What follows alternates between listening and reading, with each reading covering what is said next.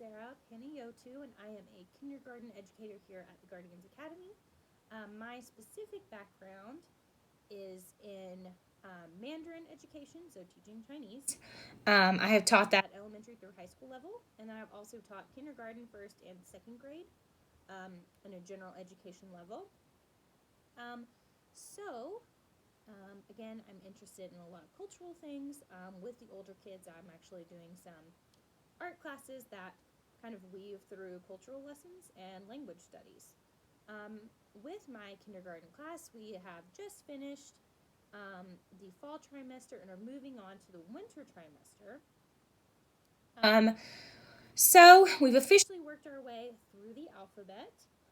So being able to identify, phonetically understand, and use in words the entire alphabet, and are now moving on to more conceptual ideas such as like long and short vowels. Also moving into some literary aspects such as reality versus fiction, direction words, identifying book parts and maps, and then being able to read a short passage or listen to a short passage, and then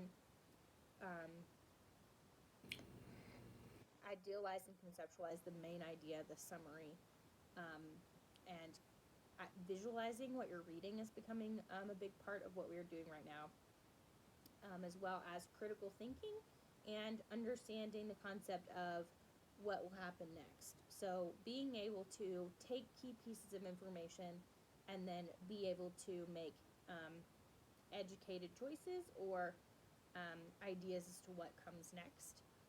So as we get into winter season, that is what we are looking for going into the winter season in terms of language arts and reading.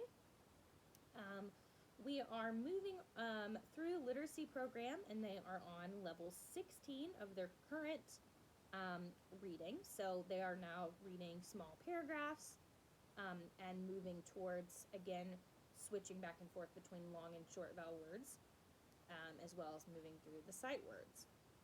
For math going into the winter season, we have moved our way through the number line. Right now we are working on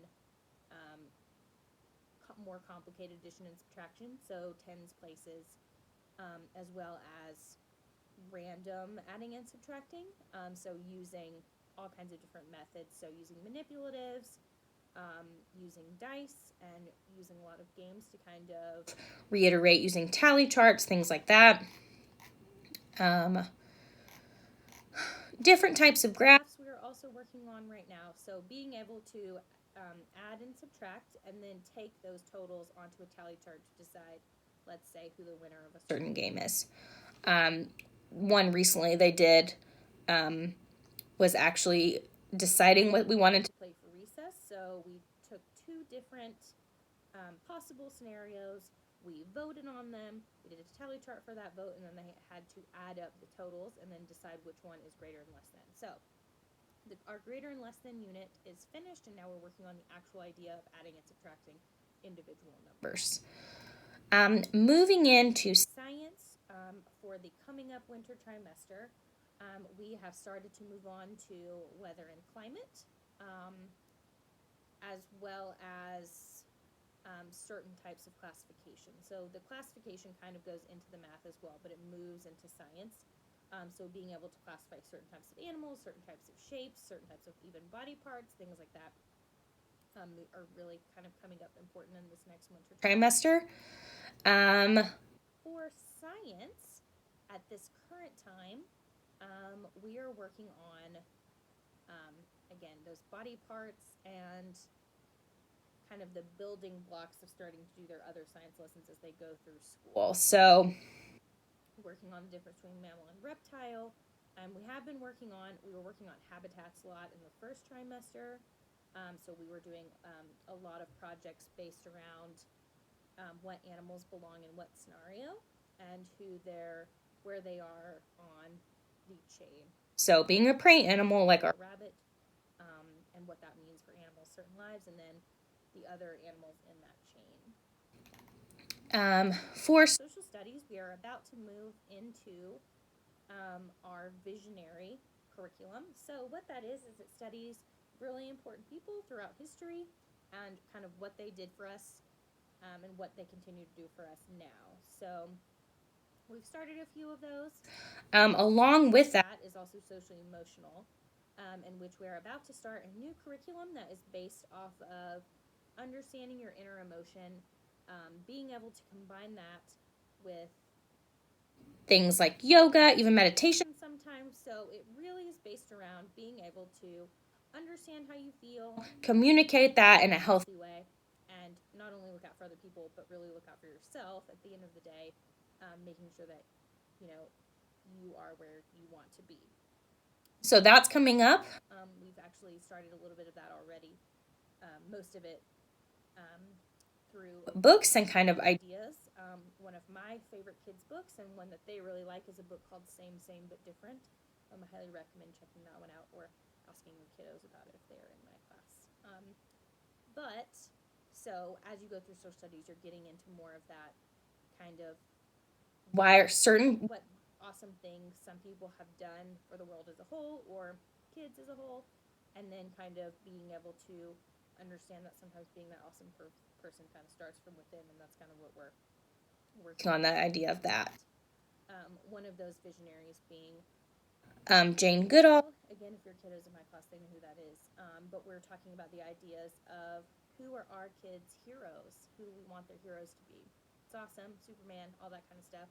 But real people who did really awesome things for whatever the things they care about the most. One of mine is Jane Goodall. So we've talked a lot about her, and I have a couple of kids' books on her, and they seem to really like her a lot. So, again, through that social studies, they're getting a lot of socially emotional, but also working through the history aspect of who these people are as well. So that is taking us into winter season. And then as we get into spring season, you're getting into, for language arts, things like, again, more conceptual things like synonyms and antonyms, as well as kind of what quotations are, and start talking about more of the literary aspect for language arts and reading. Math, we are moving up towards estimations, rounding up, and again, more of that conceptual idea of some things of math rather than actually addition or subtraction like we're doing now. Science, we're getting into, again, kind of starting them out with the basics that they're going to be working through for the rest of the time that they're with Guardians. So water and geography is one unit, and then one large unit is the scientific method in general, which is something that is built into a lot of our upper level curriculums, because it's kind of a way of kind of self-discovering science in a really cool way, but also being able to use that a lot in the future. So we're going to start doing that. And again, for social studies, continuing on our hero curriculum and our important people curriculum. So going towards spring season, you're getting things like Albert Einstein and general relativity for kids, which is a really cool kind of conceptually abstract thing that teaches about a kind of an aspect of science that younger kids aren't used to getting, but there is a curriculum for that, as well as certain authors and writing. This past trimester, we have been working a lot on different types of art and art pieces that they have been working on. Their art show is coming up, and they are doing abstract and realism, line, color, all of those kinds of things. And as we get into winter and spring semester, it's more towards literary elements, such as like who certain authors are and the important works that they've done, like Alice in Wonderland, for example, and Lewis Carroll. So that is kind of the summed up plan for the rest of the year. Thanks.